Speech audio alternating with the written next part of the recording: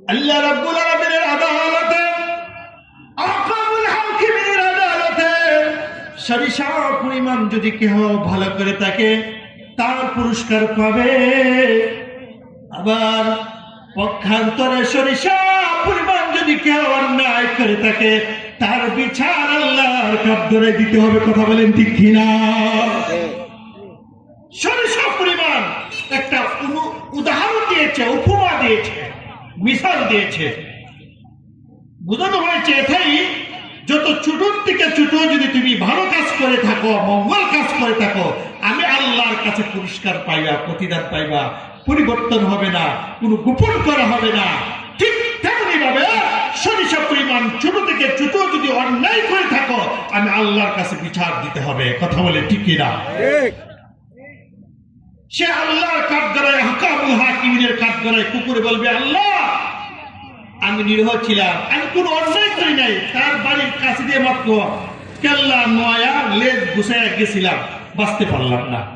দেখেন এমন একটা কুকুর, অন্য এলাকার একটা কুকুর আপনার বাড়ির পাশে দিয়ে দেখুন যায়, আপনার বাড়িতে যে কুকুরগুলো আছে একেবারে বেঙ্গুলের মতন গিয়া ধরে, কয়েকটা কুকুর মিল্লা ভে ভে করে, সে একেবারে কান্না শুরু করে, তাকে ছাড়ে না।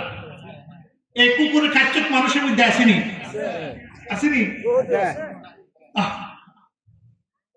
দেখবেন প্রায় খবর পাবেন, মানুষ মানুষকে অন্যায়ভাবে হত্যা করে, মানুষ মানুষকে খুন করে, মানুষ মানুষকে অন্যায়ভাবে মারধর করে, হাত পা কেটে ফেলে, সম্পূর্ণ হারাম হারাম হারাম। কথা বলে ঠিক কিনা? আল্লাহর কাঠগড়ায় জবাব দেওয়া লাগবে। তুমি যে অন্যায়ভাবে তাকে মারধর করেছ, তুমি যে অন্যায়ভাবে তাকে হত্যা করেছ, আল্লাহ কাঠগড়ায় তোমাকে জবাবদিহিতা করতে হবে। কথা বলেন ঠিক কিনা? আমার ভাইরা, ওই কুকুরটা আল্লাহর কাঠগড়ায় বলবে, প্রভু গো, আমাকে অন্যায়ভাবে আঘাত করেছে, কামড় দিয়েছে, আমি কোনো অন্যায় করি নাই, আমি নিরপরাধ ছিলাম, আমি কোনো অপরাধ করি নাই। আল্লাহ তোমার কাছে বিচার দিলাম, তুমি আমার সঠিক বিচার করে দাও। রব্বুল আলামিন যে কুকুরগুলা তাকে কামড় দিয়েছিল ডাক দিবে, হে কুকুর, তুমি কি কামড় দিয়েছ? তারা স্বীকার করবে, তারা অস্বীকার করার ক্ষমতা নাই। তারা বলবে, হ্যাঁ আল্লাহ, আমরা কামড় দিয়েছি। এবার আল্লাহ কেমন ভাবে বিচার করে দেখেন। নিরহ কুকুরটাকে বলবে, রে কুকুর, তোমাকে যতগুলা আঘাত করেছে, যতগুলা রক্ত রঞ্জিত করেছে, তুমি পুনরায় আমার সম্মুখে তাদেরকে সমপরিমাণ আঘাত করো। বলেন সুবহানাল্লাহ। একটু কম বেশি করার ক্ষমতা নাই। দুনিয়াতে যতগুলা তোমাকে রক্ত রঞ্জিত করেছে, যতগুলা ধাস বসাইছে, যতগুলা কামড় দিয়েছে, ততগুলা কামড় দাও। এমন ভাবে কুকুরের বিচার শেষ, বিড়ালকে ডাক দিবে শেষ, গরু ছাগলকে ডাক দিবে শেষ, ভাগ ভাল্লুককে ডাক দিবে শেষ। এমন ভাবে জীব জন্তুর বিচার হবে। জীব জন্তুর বিচার শেষ হয়ে গেছে। আল্লাহ বলবেন, হে জীব জন্তু, তোমরা মাটি হয়ে যাও। সবগুলা মাটি হয়ে যাবে। বলেন সুবহানাল্লাহ। সবগুলা মাটি হয়ে যাবে, তাদের কোনো জান্নাত জাহান্নাম নাই। এবার মানুষের বিচারটা কিভাবে হবে? যেহেতু কথা প্রসঙ্গে চলে আসছে, বলে ফেলি, আমার ভাই ও আমার মুরব্বী মা বাবা, গভীর মনোযোগ। জীবজন্তুর বিচারের মতন যদি আমাদের বিচারটা হয়তো কত ভালো হইতো। দেখেন মানুষের বিচারটা কি হবে। নিরহ মানুষ আল্লাহর কাছে বলবে, আল্লাহ আমি দুর্বল ছিলাম, আমার টাকা ছিল না, আমি টাকার মালিক ছিলাম না, আমার লাঠি ছিল না, আমার রাজনৈতিক ক্ষমতা ছিল না, আমার বাহাদুরি ছিল না, আমার গোষ্ঠী দুর্বল, টাকা নাই, পয়সা নাই, নিরহ অসহায়। আল্লাহ সবল গোষ্ঠীর লোকটা আমাকে বিনা অন্যায় আমাকে মারধর করেছে। তার রাজনৈতিক ক্ষমতা বেশি ছিল, সে টাকার মালিক ছিল, লাঠির জোর ছিল, তার গোষ্ঠীর ক্ষমতা বড় ছিল। আল্লাহ গো, তার প্রতিবাদ করতে পারে নাই। আল্লাহ তুমি তো জানো আমি নিরপরাধ ছিলাম, আমি অপরাধ করি নাই, আমাকে অন্যায়ভাবে মারধর করেছে, অন্যায়ভাবে মানুষের সামনে আমাকে দোষী সাব্যস্ত করেছে, অথচ আমি দোষ করি নাই। আমাকে অন্যায়ভাবে মানুষের কাছে লাঞ্ছনা করেছে, আমাকে চোর সাব্যস্ত করেছে, আমাকে বিভিন্ন জিনা ব্যভিচারের আমাকে অপবাদ দিয়েছে, এমন দেয় কিনা? আলেম উলামাদের মধ্যে জিনা ব্যভিচার অপবাদ দেয়, যেমন আল্লামা মামুনুল হক সাহেবকে জিনা ব্যভিচারের অপবাদ দিয়েছিল, অথচ উনি সঠিক বিবাহ করেছিল। কথা বলেন ঠিক কিনা? কিন্তু আল্লাহর কাছে বাঁচা সম্ভব না। আল্লাহ একদিন না একদিন অবশ্যই বিচার করবেন। কথা বলেন ঠিক কিনা? আসুন যেদিকে গিয়েছিলাম, ওই নিরীহ মানুষটা বলবে, আল্লাহ আমি অসহায় ছিলাম, আমি নিরপরাধ ছিলাম, আমার গোষ্ঠী ছিল না, মানুষ ছিল না, টাকা পয়সা ছিল না, আমার রাজনৈতিক ক্ষমতা ছিল না। তুমি তো জানো, তুমি তো হাকামুল হাকিমিন, তোমার কাছে প্রমাণ আছে আমি অন্যায় করি নাই। অযথা আমাকে অন্যায় সাব্যস্ত করেছে, আমাকে অপরাধ সাব্যস্ত করেছে, আমাকে মারধর করেছে, আমাকে জেল জুলুম দিয়েছে, আমাকে বিভিন্ন ভাবে হেয় প্রতিপন্ন করেছে, সমাজ আমাকে লাঞ্ছনা পদস্থতা করেছে। আমি প্রতিবাদ করার ক্ষমতা আমার ছিল না, করতে পারি নাই। আল্লাহ তোমার কাছে আমি আজকে বিচার দিলাম, আল্লাহ তুমি আমার বিচারটা করে দাও। আল্লাহ রাব্বুল আলামিন ওই সবর লোকটাকে ডেকে বলবে, ওই ক্ষমতাধর লোকটাকে ডেকে বলবে, রে আব্দুল্লাহ, রে আব্দুল করিম, তুমি কি অন্যায়টা করেছো কিনা? মানুষ কত নিমুখ হারাম, আল্লাহর কাঠ গড়ায় অস্বীকার করবে। নাউজুবিল্লাহ। আল্লাহর কাঠ গড়ায়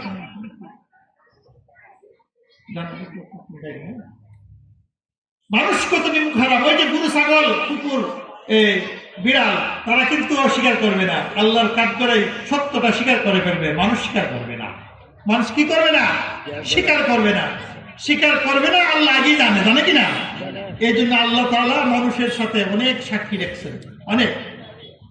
আমার ভাইরা, আল্লাহ রাব্বুল আলামিনের কাঠ গড়ায় ওই আব্দুল করিম কারো নামের সাথে মিললে মেহেরবানি করে কষ্ট নেবেন না। আমি উদাহরণ দিচ্ছি। বলবে, রে আব্দুল করিম, তোমার রাজনৈতিক ক্ষমতা বড় ছিল, তোমাকে আমি টাকার মালিক বানাইছি, বড় গোষ্ঠীর মালিক বানাইছি, তোমার সব দিক দিয়ে ক্ষমতাবান ছিল, তোমার কোনো কিছুর অভাব ছিল না।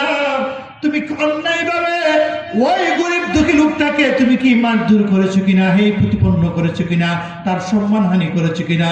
মানুষ কত বড় নিমুখ হারাম, আল্লাহর কাঠগড়ায় অস্বীকার করবে। আল্লাহ রাব্বুল আলামিন কয়েকটা প্রমাণ দিবেন। প্রথম প্রমাণ, আল্লাহ বলেন, ইয়াউমা ইযিন তুহাদ্দিসু আখবারাহা।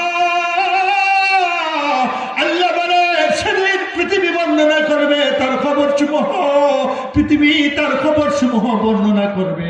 জমিনে কথা বলবে, গাছে কথা বলবে, পাথরে কথা বলবে, আগুনে কথা বলবে, পানি কথা বলবে। জমিনের যেখানে দাঁড়াইয়া তুমি যে অন্যায়টা করেছ, সে অন্যায়ের কথা আল্লাহর কাঠগড়ায় বলবে। যেখানে বসে তুমি কোরআনের তাফসীর শুনতেছো, জমিন সেদিন আল্লাহর কাঠগড়ায় বলবে। আল্লাহ বলবে, এ রব, আল্লাহর কাঠগড়ায় জমিনে বলবে, এই চম্পকনগর ফুরকানিয়ার মাঠ বলবে, আল্লাহ 2025 সালে 10 ফেব্রুয়ারি, 11-12 ফেব্রুয়ারি 3 দিন তাফসীরুল কোরআন মাহফিল হয়েছিল, তোমার কোরআনের আলোচনা হয়েছিল, তোমার কোরআনের তাফসীর হয়েছিল। আল্লাহ প্রচন্ড শীতকে উপেক্ষা করে, প্রচন্ড শীতকে উপেক্ষা করে, আরামের ঘুমকে হারাম করে, দুনিয়ার শত ব্যস্ততাকে লাথি মেরে আল্লাহ তোমার কোরআনের মহব্বতে, তোমার হাক্কানি ওলামায়ে কেরামের চেহারার দিকে তাকায়া তোমার কোরআনের আলোচনা শুনেছে, তোমার নবীর আলোচনা শুনেছে, হাদিসের আলোচনা শুনেছে। আল্লাহু আকবার। এই জমিনে কথা বলার ক্ষমতা আছে কি নাই? এই জমিনকে আল্লাহ কথা বলার ক্ষমতা আছে কি নাই? আর এই জমিনে কথা বলবে, পাথরে কথা বলবে, গাছে কথা বলবে, সব কিছুর কথা বলার ক্ষমতা আল্লাহ আছে কি নাই? আমার ভাই, আল্লাহ ডাইরেক্ট তেলাওয়াত কিন্তু সূরার মধ্যে বলেন, ইয়াউমা ইযিন তুহাদ্দিসু আখবারাহা, সেদিন বর্ণনা করবে পৃথিবী তার খবরসমূহ। আমার ভাই, অন্যায় করে থাকলেও বলবে, নেই করে থাকলেও বলবে, খারাপ কাজ করে থাকলেও বলবে, জিনা ব্যভিচার ঘরের দরজা লাগায় যদি জিনা ব্যভিচার করে থাকে তাও বলবে, আমার ঘরের দরজা বন্ধ করে। রমজান মাস আসতেছে, রোজা ভঙ্গ করলেও বলবে, লাল পর্দার ভিতরে হোটেলে পয়সা পয়সা দিনের বেলা খাইলেও বলবে। কথা বলে ঠিক কিনা? উপায় থাকবে না, উপায় থাকবে না, অস্বীকার করার ক্ষমতা না। প্রথম নম্বর সাক্ষী পৃথিবী কথা বলবে। দ্বিতীয় নম্বর সাক্ষী আপনার অঙ্গ প্রত্যঙ্গ কথা বলবে। অন্যায় ভাবে যদি আপনি মারধর করে থাকেন, অন্যায় ভাবে যদি আপনি কাউকে আঘাত করে থাকেন, আপনার নিজের হাত আপনার বিরুদ্ধে বলবে। তার প্রমাণ আল্লাহ কোরআনে বলেন, আল-ইয়াউমা নাখতিমু আলা আফওয়াহিহিম ওয়া তুকাল্লিমুনা আইদিহিম ওয়া তাশহাদু আরজুলুহুম বিমা কানু ইয়াকসিবুন। হাবিব সাহেব এখানে আছেন, সূরা ইয়াসিনের 65 নম্বর আয়াত। আল্লাহ বলেন, সেদিন তোমার মুখটাকে বন্ধ করে দিবেন, তালা মেরে দিবেন। ওয়া তুকাল্লিমুনা আইদিহিম, তোমাদের হাত সমূহ কথা বলবে, তোমাদের হাতের সাথে আমি কথা বলবো। ওয়া তাশহাদু আরজুলুহুম, তোমাদের পা সমূহ সাক্ষী দিবে। বিমা কানু ইয়াকসিবুন, সেই হাতের দ্বারা, পায়ের দ্বারা, অঙ্গ প্রত্যঙ্গের দ্বারা দুনিয়াতে যা কিছু করেছো, ভালো করে থাকলেও বলবে, মন্দ করে থাকলেও বলবে। বলেন সুবহানাল্লাহ। বলবেনি? বলবেনি? সেই হাতের দ্বারা ভালো করা যায়, খারাপও করা যায়। সেই হাতের দ্বারা মানুষের উপকার করা যায়, সাহায্য সহযোগিতা করা যায়। সেই হাতের দ্বারা অন্যায়ভাবে আঘাত করা যায়। আমার ভাই, আসুন যে কথা বলতেছিলাম, মানুষকে আল্লাহর কাজ করা স্বীকার করবে, তখন আল্লাহ রাব্বুল আলামিন জমিনকে বলবে যে জমিনে দাঁড়িয়ে আঘাত করেছে, জমিনে সাক্ষী দেবে। আবার যে হাতের দ্বারা আঘাত করেছে, হাতে সাক্ষী দিবে। কয়টা হলো? দুইটা সাক্ষী। পৃথিবী সাক্ষী দিবে, নিজের অঙ্গ প্রত্যঙ্গ সাক্ষী দিবে। তৃতীয় নম্বর আল্লাহ বলেন, কিরামান কাতিবিনা ইয়ালামুনা মা তাফআলুন। আল্লাহ রাব্বুল আলামিন বলেন, মানুষের প্রত্যেকটা মানুষের সাথে দুইজন করে ফেরেশতা আছে। ইয়ালামুনা মা তাফআলুন, যাহা কিছু করবে সব তারা লিপিবদ্ধ করতেছেন। বলেন সুবহানাল্লাহ। আসেনি কিরামান কাতিবিন? এটা তো আপনারা শুনছেন, সবসময় শুনে থাকেন। প্রত্যেকটা মানুষের দুই কাঁধে দুইজন ফেরেশতা। ভালো করলে ডান কাঁধে ফেরেশতা লাগবে, মন্দ করলে বাম কাঁধে ফেরেশতা লাগবে। তবে এখানে সুখবর আছে। কি খবর আছে বলবনি? আমার ভাই, আপনি যখন নেক কাজের নিয়ত করবেন, আপনি যখন তাফসীরুল কোরআন মাহফিলে আসার নিয়ত করবেন, আল্লাহ ফেরেশতাকে বলবে, ফেরেশতা তুমি লিপিবদ্ধ করে নাও। সুবহানাল্লাহ। নেক কাজের নিয়ত করছেন মাত্র, যে কালকে গতকালকে বলছেন মাইকিং দিয়ে শুননা, হুজুর মাইকিং করছিল, নিজে মাইকিং করে একজন ইমাম সাহেব, একজন হাফেজ কোরআন, যার সিনায় কোরআন ধারণ করেছে ৬৬৬৬ আয়াত, ১১৪টি সূরা।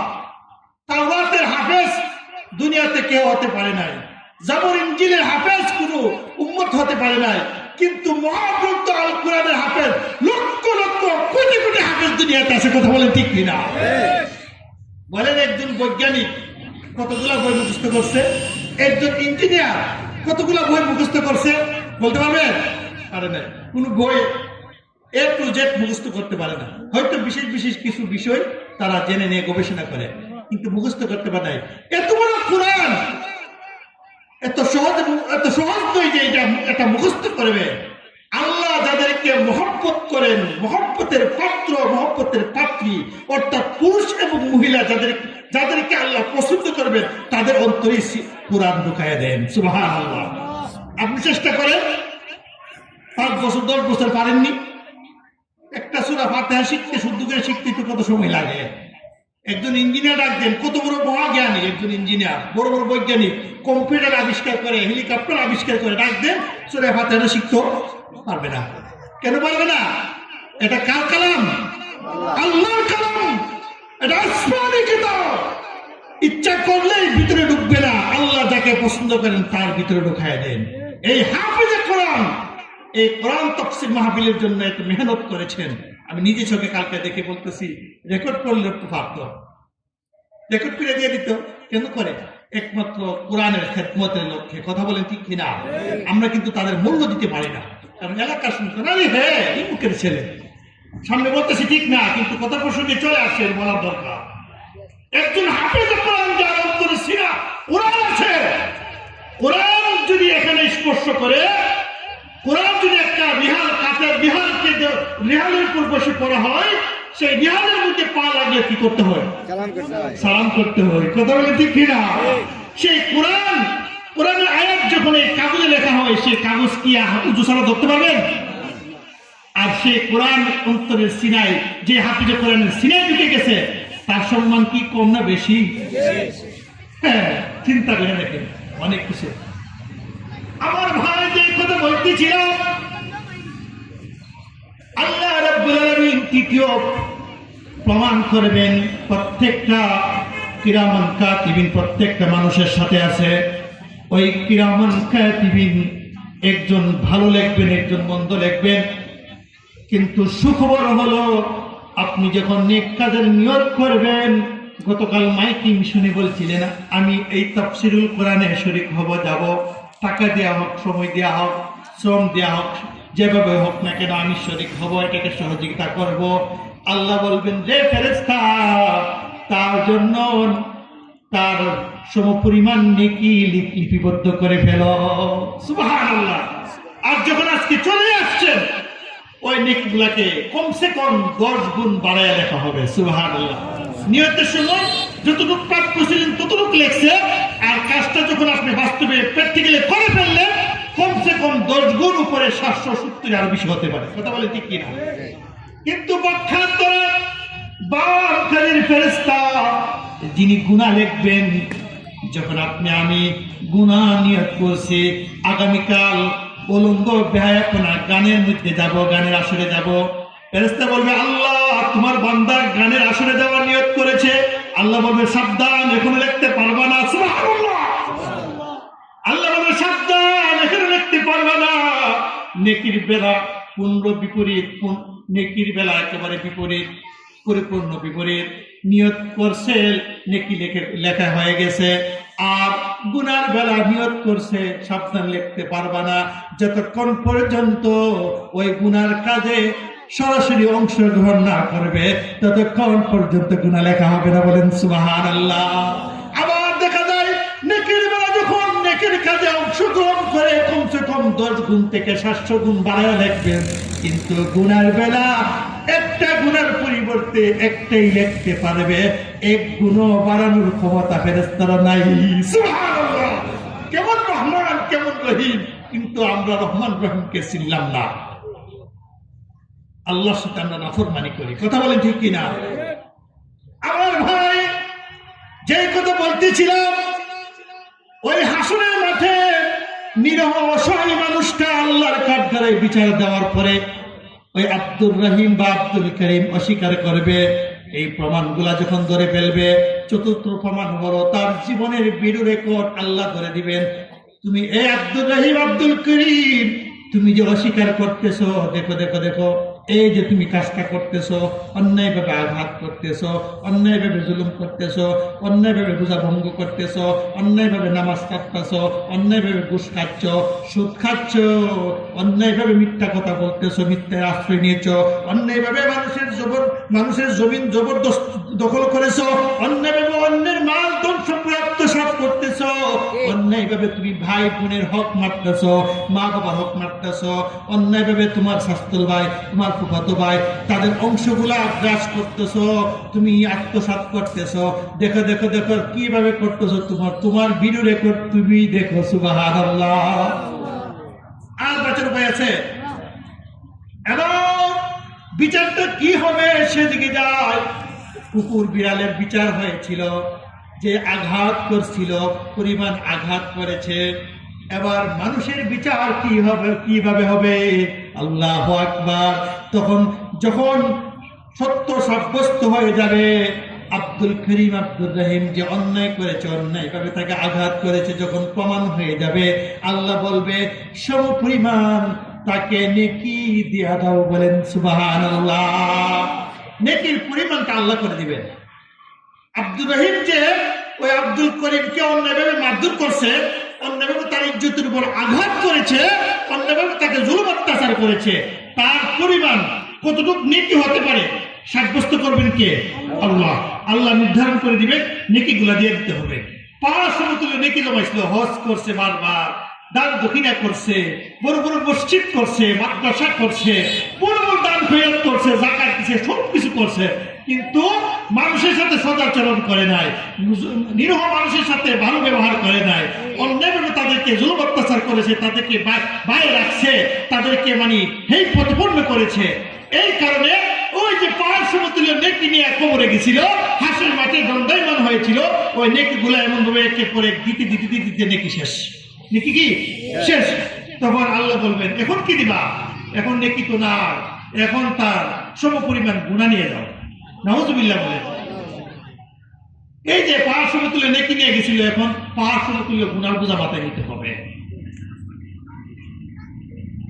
আল্লাহু আকবার, আল্লাহু আকবার। শেষ করে তার বিচার হবে, জাহান্নামের শাস্তি ভোগ করতে হবে। যদি সত্যিকারের ঈমান এনে থাকে, মান ক্বালা লা ইলাহা ইল্লাল্লাহ ফাদাখালাল জান্নাহ, সে যদি সত্যিকার আল্লাহ এবং আল্লাহ রাসূলের উপর ঈমান এনে থাকে, তার পরিপূর্ণ বিচার হওয়ার পরে শেষ করে অবশ্যই অবশ্যই সে জান্নাতে যাবে। সুবহানাল্লাহ।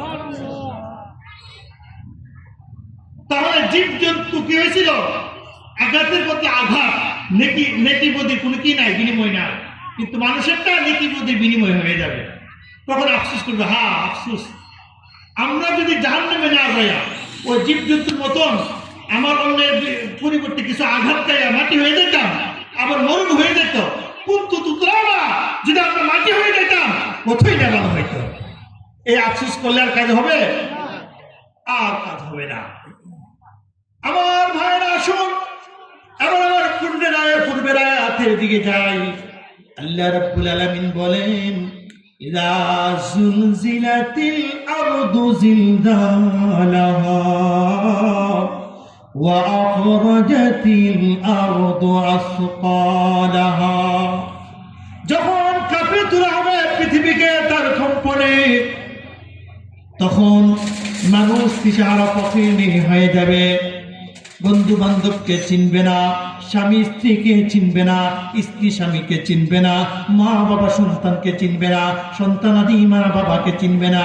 কারণ আল্লাহ বলেছেন, ইয়াউমা ইয়াকুনুন নাসু কাল ফারাশিল মাবসুস, সেদিন মানুষ দিশাহারা পথিনী হয়ে যাবে। একটা পাখি যখন দিশহারা হয়ে মাটিতে লুটে পড়ে, অর্থাৎ যখন বজ্রপাত হয়, তারা পড়লে, অথবা যখন তুফান হয়, ঘূর্ণিঝড় হয়, ওই পাখি তুফানের আঘাতে, ঘূর্ণিঝড়ের আঘাতে বা তারা বজ্রপাতের আঘাতে সে হাটপিল হয়ে সে স্ট্রোক করে মাটিতে পড়ে যায়। সেই মাটিতে পড়ে যাওয়ার পরে সে তার জান থাকে কিন্তু জ্ঞান থাকে না, সে উড়াল দিতে পারে না, চলতে পারে না, সে তার অস্তিত্ব ঠিক থাকে না। যদিও সে বেঁচে আছে কোন রকম ভাবে, ঠিক তেমনি ভাবে ওই দিশাহারা পাখি সেটা আল্লাহ তাআলা উদাহরণ দিয়েছেন, ইয়াউমা ইয়াকুনুন নাসু কাল ফারাশিল মাবসুস, সেদিন মানুষ ওই দিশাহারা পাখি হয়ে যাবে। তার দিশ ঠিক থাকবে না, তার হুঁশ ঠিক থাকবে না, তার জ্ঞান ঠিক থাকবে না, একে অপরকে চিনবে না। স্বামী এত কষ্ট করে বিদেশের জমিনে থেকে স্ত্রীর অ্যাকাউন্টে এত হাজার হাজার লক্ষ লক্ষ টাকা জমা করেছে, এত আদর করেছে, মা বাবার কথা শুনে নাই, মা বাবাকে মাসে 5,000 টাকা দিয়ে নাই, স্ত্রীকে মাসে 50,000 টাকা দিয়েছে, মা বাবাকে সম্মান করে নাই, সঠিকভাবে চিকিৎসা করে নাই, স্ত্রীকে যা চাইছে তা দিয়েছে, হাজার হাজার টাকার মার্কেট করে দিয়েছে, হাজার হাজার টাকার গয়না করে ক্রয় করে দিয়েছে। মা বাবা জানে না শ্বশুর বাড়িতে হাজার হাজার লক্ষ লক্ষ টাকা পাঠিয়ে দিয়েছে, কিন্তু আপন মা বাবাকে দেয় নাই। আমার ভাই, এত আদরের স্ত্রী কোথায় গেল? কাল কিয়ামতের সময় স্ত্রী তোমাকে চিনবে না। কিয়ামতের পরে যখন হাসরের মাঠ চলে আসবে, তখন তুমি যখন একটা নেকির জন্য আটকে যাইবা, তখন তুমি মনে মনে ভাববা, হয়তো আমার স্ত্রীকে এত সম্মান করেছিলাম, এত আদর করেছিলাম, তাকে এত কিছু দিয়েছিলাম, তার কাছে যাইলে হয়তো আমি একটা নেকি পাইতে পারি। স্বামী দৌড় মারে স্ত্রীর কাছে যাবে, হে আমার আদরের স্ত্রী, আমি তোমাকে কত সম্মান সম্মান করেছি, কত ইজ্জত দিয়েছি, মা বাবাকে তেমন সম্মান করি না, ইজ্জত দেই নাই। তোমার অ্যাকাউন্টে টাকাগুলা পাঠিয়ে দিয়েছি, তোমার মা বাবার অ্যাকাউন্টে টাকাগুলা পাঠিয়ে দিয়েছি, যা চাইছো তা দিয়েছি। মাকে ঠান্ডা ভাত খাওয়াইছি, তোমাকে গরম গরম ভাত খাওয়াইছি। মা বাবাকে চিকিৎসা করি নাই, তোমার উন্নত চিকিৎসা করেছি, এমনকি তোমাকে বিদেশে নিয়েও চিকিৎসা করেছি, যা দরকার তা করেছি। আজকে বেশি কিছু চাই না রে, শুধুমাত্র একটা নেকির জন্য আমি পার পাইতেছি না, তোমার কাছে একটা নেকির জন্য আসলাম। বিবি বলবেন তুমি কে? তোমাকে চিনি না, তোমাকে জানি না, তোমাকে বুঝি না, দূরে সরে দাও। তুমি আমার স্বামী হইবা দূরের কথা, দুনিয়াতে আমার বিবাহ শাদী হয় না। আল্লাহু আকবার। দেখছেন, চিনবে না। আর তুমি আমার স্বামী হইবা দূরের কথা, তোমাকে আমি চিনি না। আরে আমার স্বামী কোথায় থেকে আসবে? আমার তো বিবাহ শাদী হয় না। কোথায় গেল? কোথায় গেল তা তোমার স্ত্রী? মা বাবাকে সম্মান না করে স্ত্রী কি করেছ? স্ত্রী মা বাবাকে সম্মান করে নাই, অথচ আল্লাহ বলছে মা বাবার পায়ের নিচে সন্তানের বেহেশত। রিজাল রব্বু আলা রিজাল ওয়ালিদাইন ওয়া সাখাতা রব্বু আলা সাখাতা ওয়ালিদাইন। মা বাবা সন্তুষ্টির উপরে আল্লাহ সন্তুষ্টি, মা বাবার সন্তুষ্টির উপরে আল্লাহ রেজা, আল্লাহ সন্তুষ্টি। কথা বলে ঠিক কিনা? কথা তো বলে নাই যে স্ত্রীর সন্তুষ্টিতে আল্লাহ সন্তুষ্টি, স্ত্রীর অসন্তুষ্টিতে আল্লাহ সন্তুষ্টি, কথা বলে নাই। বলছে মা বাবার অসন্তুষ্টিতে আল্লাহ সন্তুষ্টি, মা বাবার সন্তুষ্টির উপরে আল্লাহ রাজি। সুবহানাল্লাহ। কোথায় যাবে? কোথায় যাবে? আরে আপনার নিজের সন্তানের কাছে একটা নেকির জন্য যখন যাবেন, বাবা মনে মনে ভাববেন নিজে নতুন কাপড় পরি নাই, সন্তান যখন ঈদের সময় নতুন কাপড়ের কথা বলছে, তাকে ক্রয় করেছি আমি পুরাতন কাপড় দিয়ে ঈদ করেছি। কথা বলছি কিনা? সন্তান লেখাপড়া করানোর জন্য কোচিং এ প্রাইভেটে যত টাকা লাগছে আমি বিদেশে থেকে থেকে রক্তকে পানি করে মাথার ঘাম পায়ে ফেলে টাকাগুলা পাঠাইছি। কোনো আরামায়েশ করি নাই। বিদেশের জমিনে ঈদ কেমন তো জানেন, একা একা ঈদ কি কোনো ভালো লাগে?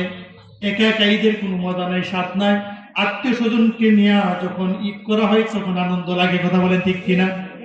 বিদেশের জমিনে কোন রকম ভাবে ফজরের পরে ঈদের নামাজটা পড়ে ঘরে আইসা শুধু ফোন করে বাড়িতে ছেলেমেয়েরা কেমন ঈদ করছে, তাদের ঈদের সময় হয়েছে কিনা, তাদের কেনাকাটা হয়েছে কিনা, কিন্তু নিজে একটা জামা কিনে নাই, নিজে ঈদের কোনো ভালো খাবার খাই নাই। কথা বলেন ঠিক কিনা?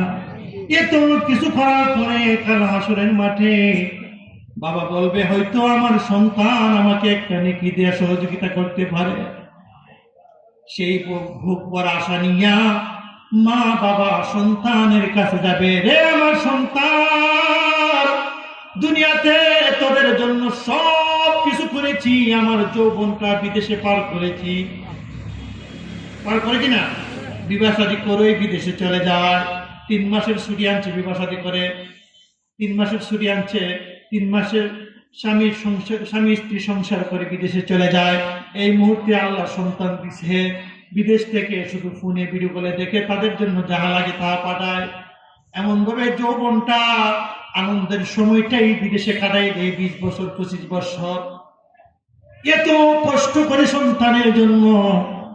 কিন্তু কাল হাসরের মাঠে যখন সন্তানের কাছে বুক ভরা আশা নিয়ে একটা নেকির জন্য যাবে, সন্তানের কাছে গিয়ে বলবে, হে আমার সন্তান,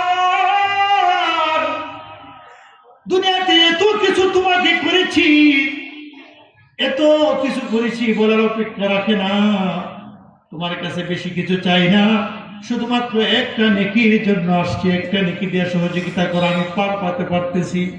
সন্তানে বলবো, তোমরা কারা গো?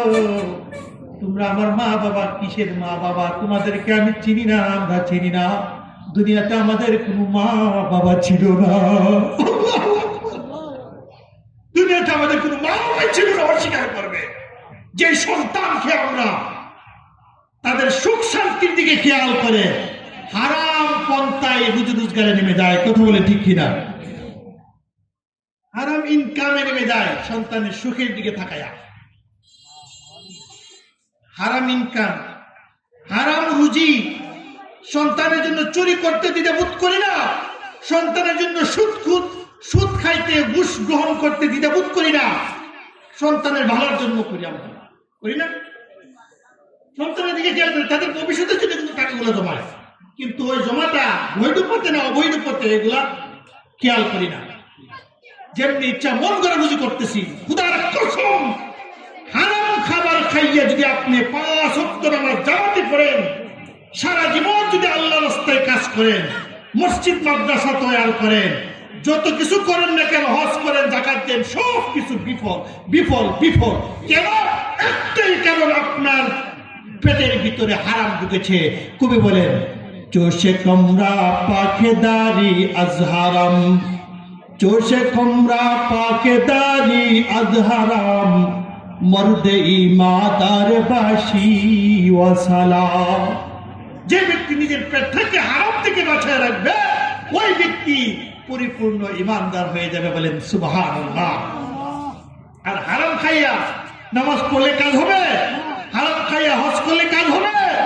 অনেকে বলে, হুজুর যত কিছুই হোক, যখন হজ করতাম গেছি, আমার বাপ দাদার সম্পদটা বিচ্ছে গেছি, বাপ দাদার সম্পদটা বিচ্ছে গেছি। বাপ দাদার সম্পদ হালাল না হারাম আপনি জানেন? জানি না, জানো নাই তো? অর্থাৎ মোট কথা হালাল হইতে হবে, মানে হকের টাকা হইতে হবে, হালাল টাকা হইতে হবে। আপনি যে কোনো এক কাজ করে কবুল হওয়ার পূর্বে শর্ত হইল হালাল টাকা হইতে হবে। এবার আমরা টাকা সুদের উপর, যারা টাকা আমরা সুদের উপর টাকা লাগাই, টাকা দিয়ে টাকা আনি, বা বিভিন্ন ব্যাংক আমরা সুদ গ্রহণ করি, কয়েক লক্ষ টাকা দিয়ে সুদ আনি, মাসে মাসে লাভ আনি, ওইগুলা কি হালাল না হারাম? হালাল না হারাম? হারাম। এখন যারা সহযোগিতা করছে তারও গুনাহগার, যারা সহযোগিতা করছে তারও কি গুনাহগার। কিভাবে সহযোগিতা? ব্যাংক বাদও দেখা গেছে অনেকে মিল্লা সমিতি করে, আপনার এলাকায় আছে কিনা জানি না, কয়েকজন যুবক মিলে একটা সমিতি করে, এখানে টাকা তারা সমবেত করিয়া এখানে লাভ মুশকিল, মানে লাভ দেয়, টাকা দেয়, এভাবে সহযোগিতা করে। তো যারা এটা করলো, যারা এই সংগঠনটা করলো, তারা দায়ী কিনা? যারা ওই সুদের ব্যাংক করছে তারা দায়ী কিনা? তো আপনি দিনে আবার সাক্ষী হয়ে স্বাক্ষর দিয়ে তাকে টাকাটা সুদের উপর আইনা দিলেন, ব্যাংকে গেছেন, অনেকে কাছে টাকা দিবে না, কারণ 5 লক্ষ টাকা দিয়ে আপনাকে মিলে দিবে, বিশ্বাস কিসে? এখন আপনার সাথে আরেকজন অ্যাকাউন্টেন্ট, আরেকজন সদস্য লাগে, আরেকজনের অ্যাকাউন্ট আছে এই ব্যাংকে, এমন একজন ব্যক্তি লাগে, লাগে কিনা? এমন আসেনি? তো আপনি যখন সহযোগিতা করলেন, তাকে 5 লক্ষ টাকা লিয়ে দিলেন সুদের উপরে, আপনার সহযোগিতা হইলে কিনা? বা আপনি গুণাগার হইলে দেখেন, আপনার তো কোনো এখানে লাভ নাই, কিন্তু গুণাগারের বাকি ঠিকই হইলে। ঠিক তেমনি ভাবে ঘুষের বেলাও যদি আপনি সহযোগিতা করেন, কোনো মাতব্বরকে ঘুষ খাইতে সহযোগিতা করেন, লাইন বাতলে দেন, আরে তুমি সাকসেস হতে পারছো না বিচারটা, ইমুকে 1,000 টাকা দিয়ে দাও, এত লক্ষ টাকা দিয়ে দাও, তুমি সাকসেস হইবা। তাহলে আমি যে বলে দিলাম ইমুকে এত টাকা ঘুষ দিয়ে দাও, তুমি সাকসেস হইবা, এখন আমি অপরাধী কিনা? অপরাধী কিনা? হ্যাঁ, উপায় নাই, বাঁচার উপায় নাই। সাবধান, অন্যায় কাজে কখনো সমর্থন করা যাবে না, সহযোগিতা করা যাবে না, একমাত্র নেক কাজে সহযোগিতা করতে হবে। কথা বলেন ঠিক কিনা? মঙ্গল কাজে সহযোগিতা করবে, অন্যায় কাজে সহযোগিতা করা যাবে না। অন্যায় কাজে সহযোগিতা করে যে অন্যায়টা করতেছে, সে যেমন অপরাধী, আপনার সমপরিমাণ অপরাধী। কথা বলেন ঠিক কিনা? অন্যায়কে কখনো সাপোর্ট করবে না, কখনো মিথ্যার আশ্রয় নেবেন না, কারণ মিথ্যা সকল পাপের মূল। কথা বলেন ঠিক কিনা?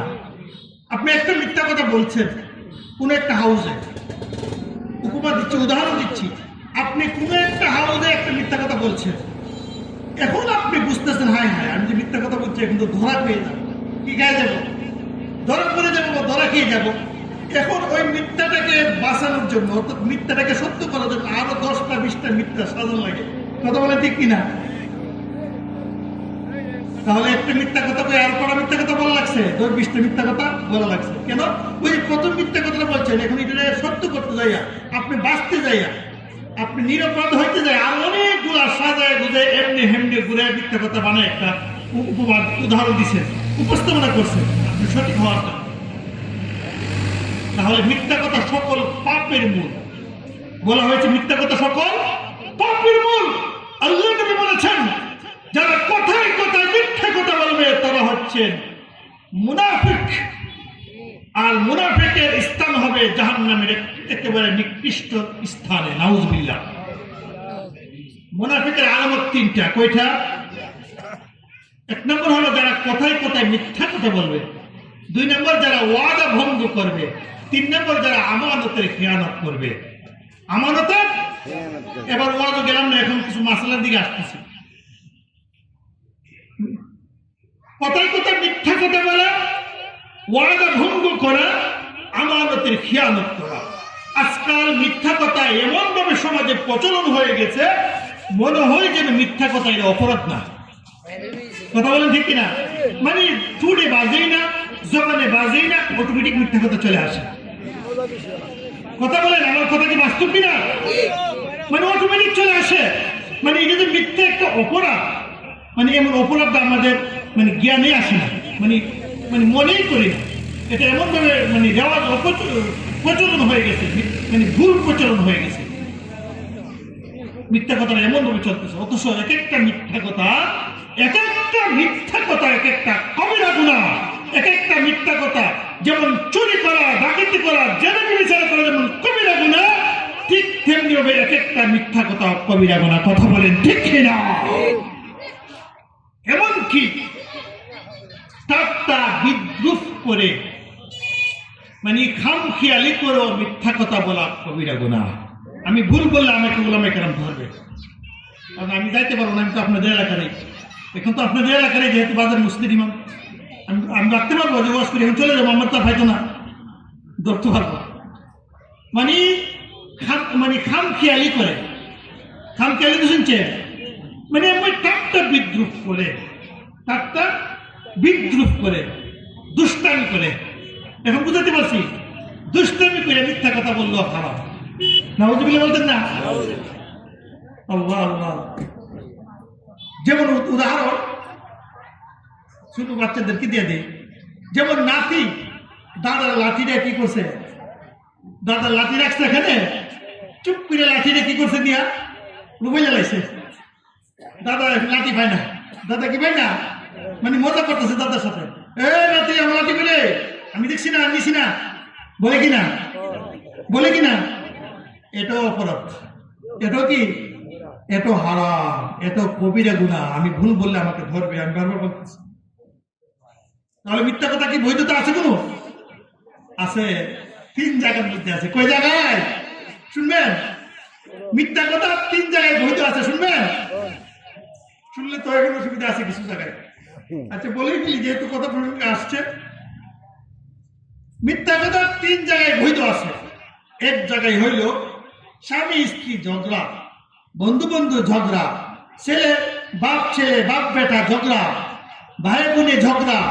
এই ঝগড়া মিটানোর ক্ষেত্রে তৃতীয় পক্ষ, আমার কথা ভালো করে খেয়াল করবে, ঝগড়া মিটানোর ক্ষেত্রে ভাই ভাই কি ঝগড়া আগুন ভানি, একজনের চেহারা একদিন দেখতে পারে না, আসেনি সমাজের মধ্যে, একজনের চেহারা কিন্তু এক মার ফেলে, এক মার, আফসোস লাগে। আত্মীয়তার ছিন্নকারী জাহান্নামে যাবে। আত্মীয়তা ছিন্নকারী কোথায় যাবে? জান্নাতে যাইতে পারে না। যে কথা বলতেছিলাম, ভাই আপন ভাই, এক মার ফেড়ে, এক বাবার সন্তান, এক রক্তের মানুষ, একজনের চেহারা একজন দেখতে পারে না, এত হিংসা বিদ্বেষ হয়ে গেছে। এমন আছে না? আচ্ছা, এটাকে দিয়ে উদাহরণ দিচ্ছি। এখন আপনি তৃতীয় পক্ষ, মায়া লাগতেছে, হ্যাঁ আপন ভাই, এদের মধ্যে এত বিভেদ, এত ঝগড়া, এদেরকে মিঠানোর দরকার। এমন মনোভাব যদি আপনার অন্তরে আসে, আপনি মুমিন। আপনি কি মুমিন? যারা এই সমস্ত ঝগড়া ফাসাদ মিঠিয়ে দিবে, সে মুমিন। আমার ভাই, আপনি তৃতীয় পক্ষ হইয়া বড় ভাইয়ের কাছে বলতেছে, কেউ তুমি তোমার ছোট ভাইয়ের সাথে এত সমস্যা কি, এত ঝগড়া ফাসাদ কেন? তোমার ছোট ভাই তো তোমার খুব প্রশংসা করে, হ্যাঁ বড় ভাইয়ের সাথে এত বিয়াদবি করে ফেললাম, হ্যাঁ বড় ভাইয়ের সাথে অনেকদিন ধরে কথা বলি না, কি একটু ঝগড়া হয়ে চলেছে, এটা তো ভালো লাগতেছে না, সবকিছু মিথ্যা, সবগুলো কি আপনি তৃতীয় পক্ষ আপনি বানাই বলতেছেন, মানে তাদেরকে মীমাংসা করার জন্য। আল্লাহ আল্লাহ বলতেছেন তোমার ছোট ভাই আফসোস করতেছে, বড় ভাই আমার আপন বড় ভাই বাপের সমান। বড় ভাই কি বাপের সমান, মা বাবা যখন মারা যায় বড় ভাই বাপের সমান, বাপের অভিভাবকত্ব পালন করে, বাপের গার্ডিয়ান পালন করে, গার্ডিয়ানত্ব পালন করে। তো মানে বলতেছে আমার ছোট ভাই, তোমার ছোট ভাই তো বলতেছে বড় ভাইয়ের সাথে এত ঝগড়া হয়ে গেল একটা বিষয় নিয়ে, ভুল বুঝাবুঝি, এটা তো ঠিক না, রে কত কষ্ট লাগতেছে। তোমার ছোট ভাই তো তোমার জন্য আফসোস করতেছে। তখন বড় ভাই খুব, তাই নাকি, আরে এত আমার ছোট ভাই কত আদর করছি, কুলুলে ভাবছি, আসলে তো এটা ঠিক না, এটা তুমি মীমাংসা দরকার।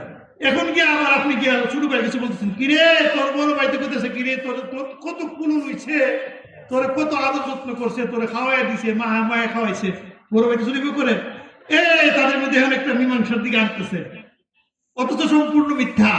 আপনি সম্পূর্ণ কি বলছেন, সেখানে মিথ্যা কথা জায়েজ। সুবহানাল্লাহ বলতেন না? দুইজন ভাই স্বামী স্ত্রী বাপ বেটা তাদের মধ্যে ঝগড়া ফাসাদ হইলে, মুসলমান মুসলমান মুমিন মুমিন ঝগড়া ফাসাদ হইলে মিঠানোর জন্য তৃতীয় পক্ষ এমন ভাবে মিথ্যা কথা বলা যায় আছে। সুবহানাল্লাহ। এবার আসুন 2 নম্বর, এটা কিন্তু মাসালা। 2 নম্বর হচ্ছে বর্তমান যুগে দেখা যায় বেশিরভাগ মানুষের টাকার মালিক। ঈদের সময়, এই যে ঈদ আসতেছে রমজান মাসে, কি যে মার্কেট, ব্রাহ্মণবাড়িয়া শহরে গেলে চম্পকনগর মার্কেটে ঢুকলে মহিলাদের জন্য আপনি ঢুকতে পারবেন না, বলেন ঠিক কিনা? পর্দা বেশি দেয় আজকাল উঠে গেছে। আমার তো অনেক কথা, এই কথা তো জানি না সময় নষ্ট হচ্ছে কিনা। আমার পরে হুজুরকে কিন্তু নিয়ে আসবেন, আমি যেহেতু এলাকার, আগামীকাল বলবো। চলো ঠিক আছে, হুজুরকে কিন্তু নিয়ে আসবেন, সাবধান। আমার জন্য কিন্তু মেহমানকে কষ্ট দিবেন না, ওনারা সফর করে আসবেন। আমি এলাকার জুমা নামাজ বয়ান করবো, সামনে মাহফিল আছে, আরো থাকবে ইনশাল্লাহ, বয়ান হবে। তো কথা প্রসঙ্গে চলে আসছে, কি যে বলতেছিলাম যে ভাইয়ের মধ্যে যখন ঝগড়া হয়, মিটানোর জন্য তৃতীয় পক্ষ মিথ্যা কথা বলা যায়। 2 নম্বর যে স্বামী স্ত্রী, বর্তমান যুগে দেখা যায় প্রচুর মহিলা মার্কেট করে, কারণ বিদেশি বেশি। এখন আপনি একজন দিন মজুরি, আপনি একজন কি দিন মজুরি, মাটি কাটেন, ভ্যান গাড়ি চালান, রিক্সা চালান, কোন রকম দিন অতিবাহিত করেন, কোন রকম আপনার পরিবারটা চালান। কিন্তু ঈদের সময় আসলে দেখা যায় স্ত্রীর মন খারাপ, স্ত্রীর মনটা বেজার। কেন? পাশের বাড়ি এরা 5,000 টাকার মার্কেট করছে, 2,000 টাকাতে শাড়ি কিনছে, 3,000 টাকাতে 3 পিস কিনছে। কথা বলেন ঠিক কিনা? তো মার্কেটের কথা কইতে যাই আমি কিন্তু একটা কথা বলছিলাম, পর্দা। আপনাদের এলাকায় আর অন্য এলাকায়ও আপনারা একটু মনোযোগ সহকারে শুনবেন, কথাটা যদি ভুল বলে আমাকে ধরবেন, বারবার আমি বলতেছি। পর্দা ফরজ, নামাজ যেমন ফরজ, হজ ফরজ হলে হজ করা যেমন ফরজ, ঠিক তেমনি পর্দা পশিদা পুরুষ এবং মহিলার জন্য ফরজ। কথা বলেন ঠিক কিনা? ফরজে আইন, ফরজে আইন লঙ্ঘন করলে কিন্তু কবিরা গুনাহ হবে। আজকাল মার্কেটে মহিলাদের জন্য যাওয়া যায় না, মহিলারা পর্দা পশিদা মানে না। রাস্তাঘাটে চললে আমরা দেখে যাই, মহিলাদেরকে দেখলে আস্তে করে কেল্লা নয়া মাথা নয়া সাইড দিয়ে যাইতে হয়। মহিলারা কেন করে না যে দেখো একটা পুরুষ আমাদেরকে দিকে চলে যাচ্ছে, আমরা কি করতেছি, বুক টান করে হাঁটে। আরেকটা বিষয় যেটা আমি বলতেছিলাম, যে আমরা যখন বড় বড় খাবারের অনুষ্ঠান করি, আমি স্বচক্ষে দেখছি, আমি বলবো খাবারের অনুষ্ঠান করি, জেফত করি, মানে পরানি, কি বলি পরানি। পূর্বকার যারা মারা গেছেন, দাদা নানা মা বাবা, তাদের জন্য একটা কি করি, খাবারের ব্যবস্থা করি। ভালো কথা, এটা মুস্তাহাব বা সুন্নত হতে পারে, না হতে পারে, তবে মুস্তাহাব, সওয়াব আছে, এটার পক্ষে কিন্তু বিপক্ষে না। খানা করেন, তবে এর থেকে ভালো মসজিদ মাদ্রাসায় 3 খানে দান করলে, এটা জানিয়ে নিয়ে। তো খাবার অনুষ্ঠান করতে গিয়া আপনি পুরুষ মহিলা সবাইকে দাওয়াত দিয়েছেন, হ্যাঁ দাওয়াত দেন, সমস্যা নাই। এই সুন্নত বা মুস্তাহাব কাজ করতে যাইয়া যদি আপনার পর্দা লঙ্ঘন হয়, আপনি দায়ী। যিনি আপনি খাবারের ব্যবস্থা করছেন, 50,000 টাকা খরচ করিয়া, 1 লক্ষ টাকা খরচ করে এত বড় খাবার অনুষ্ঠান করছেন সবের জন্য, এই সবের কাজ করতে যাইয়া আপনি যে পর্দা পুষিতে লঙ্ঘন করলেন, ফরজ বিধান লঙ্ঘন করছেন, সকল গুনার জন্য আপনি একা আগে দায়ী হবেন। কথা বলেন ঠিক কিনা? আপনি মেয়ে ছেলে পুরুষ মহিলা যদি দাওয়াত দেন, আলাদা আলাদা প্যান্ডেল করেন, অথবা মহিলাদেরকে আগে খাওয়ান, পুরুষদেরকে পরে খাওয়ান, মহিলাদেরকে নামাজের আগে খাওয়ান, পুরুষদেরকে নামাজের পরে খাওয়ান। একসাথে পাশাপাশি টেবিলে মহিলা বসবে, পুরুষ বসবে, এটা সম্পূর্ণ হারাম, হারাম, হারাম, কবিরা গুনাহ। কথা বলেন ঠিক কিনা? তাহলে মুস্তাহাব সওয়াবের কাজ করতে যাইয়া আপনি ফরজ বিধান লঙ্ঘন করছেন, এই টাকা সম্পূর্ণ বিফলে যাবে। সত্য কথা বলে গেলাম। আমার ভাই, ফরজ বিধান লঙ্ঘন করা যাবে না, পর্দা লঙ্ঘন করা যাবে না। আপনি খানা করেন, নিষেধ নাই, অসুবিধা নাই।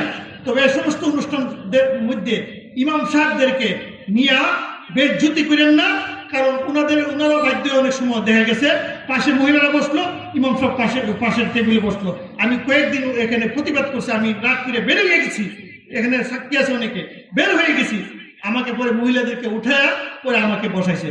মা বোনরা মনে কষ্ট নেবেন না, এটা হক কথা বলছি। আপনারা গুনাহগার হচ্ছেন, আমরাও গুনাহগার হচ্ছি, অন্যান্যরা কর্তৃপক্ষরা গুনাহগার হচ্ছে। কারণ আপনারাও এই সমস্ত অনুষ্ঠানে যখন খাইতে যাবেন, অসুবিধা নাই, খান, চেষ্টা করবেন ঘরের ভিতরে বসবেন, না হয় বলবেন যে পুরুষটা আসার আগে আমাদেরকে খাওয়াই পেলেন, কোনো সমস্যা নাই। কারণ খাইতে গেলে মুখ খোলা লাগে কিনা, নাকি মুখ নাক মুখ বাইন্দা খা? তো মুখ খুলে খাইতেছে, এখানে ইমাম সাহেব খাইতেছে, তো কিসের সওয়াবের জন্য ইমাম সাহেব দোয়ার জন্য নিচ্ছে? এখানে হারাম কাজ করতেছি। আমার ভাই, পর্দা পশিদা। আসলে আমার আসল আলোচনার দিকে যাই। যে কথা বলতেছিলাম, ঈদের মৌসুমে প্রবাসীরা স্ত্রীদেরকে 5,000 10,000 টাকার মার্কেট করে দেয়। আপনি দিন মজুরি, আপনি রিক্সা চালক, ভ্যান গাড়ি চালক, দিনেরটা দিন আইনা খান, কিন্তু ঈদের সময় স্ত্রীকে দামি শাড়ি দিতে পারছেন না, 3 পিস দিতে পারছেন না। স্ত্রীর মন খারাপ, স্ত্রীর মন কি খারাপ, বেজার। আমার ভাই, আপনি কিন্তু দিন মজুরি পাকে আরেকটা কথা বলে ফেলি। আল্লাহ নবী বলেছেন, যারা নিজের শরীরের ঘাম যারা ইনকাম করবে, ভ্যান গাড়ি চালাবে, রিক্সা চালাবে, অটো চালাবে, কিন্তু আবার ফরজ বিধান পালন করতে হবে। সেই শর্ত মেনে, 5 ওয়াক্ত নামাজ মেনে আপনি যখন শরীরের ঘাম জড়ায় যে ইনকাম করবেন, ওই ইনকামের মতন হালাল ইনকাম দুনিয়াতে আরো না। সুবহানাল্লাহ। যারা ভ্যান গাড়ি চালান, মাটি কাটেন, অন্যের বোঝা বহন করেন, বোঝা বহন করে করে টাকা ইনকাম করেন, দেখেন আপনাদের ইনকামটা কত হালাল, কত হালাল। আমার ভাই, এই দিন মজুরি যারা ভাইরা সমাজে আছে, ঈদের সময় যখন দেখবেন স্ত্রীর মন খুশি হচ্ছে না, আপনি 2,000 টাকার শাড়ি 500 টাকা ক্রয় করছেন, কিন্তু দেখতে দেখা যায় মোটামুটি দামি। আপনি স্ত্রী কাছে বলছেন, স্ত্রী গো, এটা 2,000 টাকা ক্রয় করছি। সেখানে স্ত্রীর মনকে খুশি করার জন্য 500 টাকার জিনিসটা 2,000 টাকা বলা যায় আছে, মিথ্যা বলা যায় আছে। সুবহানাল্লাহ। পাইছেননি? এখন তো বিজি বিজি ওই স্ত্রীর সাথে মিশা কথা বলবেন না, বিজি বিজি বলা যাবে না, মানে বৈধতা আছে। কেন? ওই যে সমাজ রক্ষা করেছেন, আপনার ক্ষমতা নাই, তৌফিক নাই, 500 টাকা 3 ভিজান স্ত্রীকে বলতেছেন, আরে 1,500 টাকা দাঁড়ছি। স্ত্রী খুশি হয়ে গেছে। স্ত্রী কি হয়ে গেছে? খুশি। এখানে মিথ্যা বলা হয়ে গেছে। ওই জায়গা ভাইলেন 2 জায়গা হুজুর মনে আসে গেছে নাকি? 2 জায়গা। 3 নম্বর, যুদ্ধের ময়দানে মুসলমানেরা যখন কাফের বেঈমানের সাথে যুদ্ধ করবে, যুদ্ধের ময়দানে কৌশল অবলম্বন করতে যাইয়া আপনি হিকমতান তাদেরকে একটু ধোঁকা দিয়েছেন। কেমন ভাবে? মনে করেন আপনি বুঝাইছেন, আপনি এমন একটা ভাব ধরেছেন দক্ষিণ দিক দিয়ে আক্রমণ করবেন, আপনি ভাব সব দেখাইছেন দক্ষিণ দিক দিয়ে আক্রমণ করবেন কাফেরদের উপরে, কিন্তু দক্ষিণ দিক দিয়ে আক্রমণ না করে প্রকৃতপক্ষে উত্তর দিক দিয়ে আক্রমণ করেছেন। সুবহানাল্লাহ। এখানে বুঝাইছেন আপনি দক্ষিণ দিক দিয়ে আক্রমণ করবেন, কাফেররা বুঝতে পারলো মনে হয় দক্ষিণ দিক দিয়ে মুসলমানের আক্রমণ করতেছে, বাস্তবে দক্ষিণ দিক দিয়ে আক্রমণ করছেন না, উত্তর দিক দিয়ে আপনি আক্রমণ করেছেন। এখানে হেকমতন তাদেরকে কিছু ভুল বুঝাইছেন, মিথ্যার কিছু আশ্রয় বুঝাইছেন। আমার ভাই, সেই যুদ্ধের ময়দানে এমনটা আল্লাহ তাআলা বৈধ করে দিয়েছেন, বলেন সুবহানাল্লাহ। বাকি কোন জায়গায় টাট্টা বিদ্রুপ মস্কারি করো, মিথ্যা কথা জায়েজ না, হারাম হারাম হারাম। আল্লাহ পাক রব্বুল আলামিন এই পর্যন্ত যে আলোচনা করেছে আগে আমাকে, তারপর সবাইকে আমল করার তৌফিক দান করুন। এবং আগামীকাল সেই সূরার আলোকে, সূরা জিলজিলার আলোকে ধারাবাহিক আলোচনা আগামীকাল হবে। তবে আগামীকালের সময়টা আবার মাগরিবের পরে আপনাদেরকে দাওয়াত করলাম, আপনারা আসবেন তো ইনশাআল্লাহ। আজকের শেষ পর্যন্ত আখিরি মুনাজাত, তৃতীয় দিন শেষ পর্যন্ত আখিরি মুনাজাত আপনারা শেষ করে যাবেন। আপনাদের কাছে আমি বিনীত অনুরোধ করে আমি আমার বক্তব্য এখানে শেষ করছি। ওয়া আখিরু দাওয়ানা আলহামদুলিল্লাহি রাব্বিল আলামিন।